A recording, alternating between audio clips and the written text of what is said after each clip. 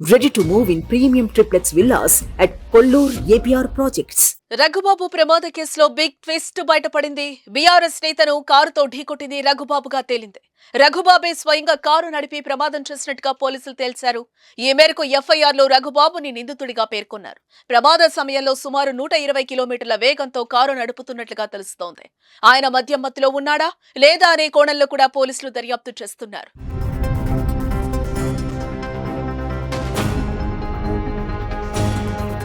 బుధవారం సాయంత్రం బైక్ పై బీఆర్ఎస్ నేత జనార్దన్ వెంచర్ కు వెళ్లి తిరిగి ఇంటికొస్తుండగా నల్గొండ శివారులోని లెప్రసీ కాలనీ వద్ద రోడ్డు ప్రమాదానికి గురయ్యాడు.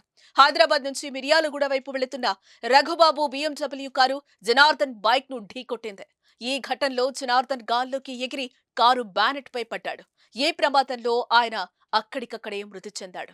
జనార్దన్ రాంగ్ రూట్ లో రావడంతో ప్రమాదం జరిగినట్టుగా స్థానికులు చెప్తున్నారు. రఘుబాబుకు ఈ ఘటనలో ఎటువంటి గాయాలైతే కాలేదు.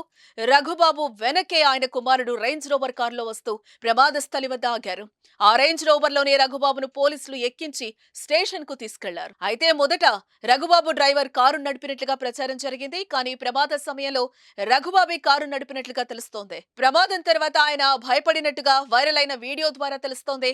బైక్ పై వచ్చిన వ్యక్తి ఎటువైపు నుంచి వచ్చాడు, ఎలా ప్రమాదం జరిగింది అని రఘుబాబు వారితో మాట్లాడటం ఆ వీడియోలో కనిపిస్తోంది. మృతుడు జనార్దన్ రావు స్వస్థలం నకరేకల్ మండలంలోని మంగళపల్లి గ్రామం. జనార్దన్ రావుకు భార్య, కుమార్తె, కుమారుడున్నారు. జనార్దన్ రావు తెలుగుదేశం ఆవిర్భావం నుంచి ఆ పార్టీలో చురుకైన నేతగానే కొనసాగారు. ఆ తర్వాత జరిగిన రాజకీయ పరిణామాలతో బీఆర్ఎస్ లో చేరారు. గత మున్సిపల్ ఎన్నికల్లో శ్రీనగర్ కాలనీ నుంచి పోటీ చేసి ఓటమి చెందారు. ప్రస్తుతం నల్గొండ పట్టణ ప్రధాన కార్యదర్శిగా కొనసాగుతున్నారు. మాజీ మంత్రి జగదీష్ రెడ్డి జనార్దన్ కుటుంబ సభ్యులను పరామర్శించారు. స్వయంగా పోలీస్ స్టేషన్ కు వెళ్లి ఘటనపై ఆరా తీస్తున్నారు.